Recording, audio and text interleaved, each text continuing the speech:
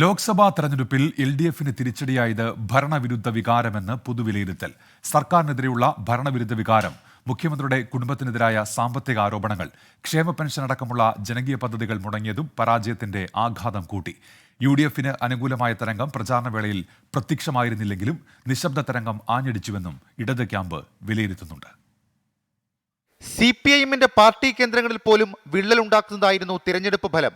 മികച്ച സ്ഥാനാർത്ഥികളെ പരീക്ഷിച്ചെങ്കിലും അടിമുടി കാലിടറിയുന്നതിന്റെ കാരണങ്ങളാണ് ഇടത് ക്യാമ്പ് പരിശോധിക്കുന്നത്.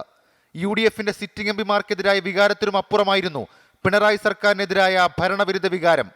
കഴിഞ്ഞ ലോക്സഭാ തെരഞ്ഞെടുപ്പിൽ ശബരിമലയും രാഹുൽ ഗാന്ധിയുടെ വരവുമാണ് LDFന്റെ അടിത്തറ ഇളക്കിയത്. ആ രാഷ്ട്രീയ സാഹചര്യം അപ്പാടെ മാറി. രാഹുൽ ഗാന്ധി സിറ്റിംഗ് എംപി മാത്രമായിരുന്നു ഇത്തവണ.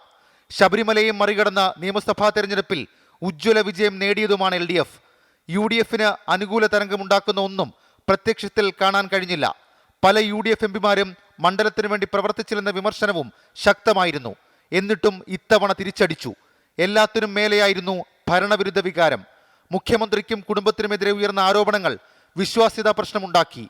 ആരോപണങ്ങൾക്ക് വ്യക്തമായ മറുപടി നൽകാത്ത മുഖ്യമന്ത്രിയുടെ സമീപനവും വോട്ടർമാരെ UDFലേക്ക് എത്തിച്ചു. രണ്ടാം പിണറായി സർക്കാരിന് ഒന്നാം പിണറായി സർക്കാരിനെ പോലെ പ്രതിച്ഛായ സൃഷ്ടിക്കാൻ കഴിഞ്ഞിട്ടില്ല എന്നതും തിരിച്ചടിയായി. പാലക്കാട്ടെയും ചേലക്കരയിലെയും ഉപതെരഞ്ഞെടുപ്പും വരാനിരിക്കുന്ന തദ്ദേശ തെരഞ്ഞെടുപ്പും CPIഎമ്മിന് നിർണായകമാണ്.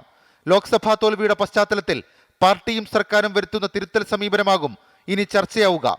24 തിരുവനന്തപുരം.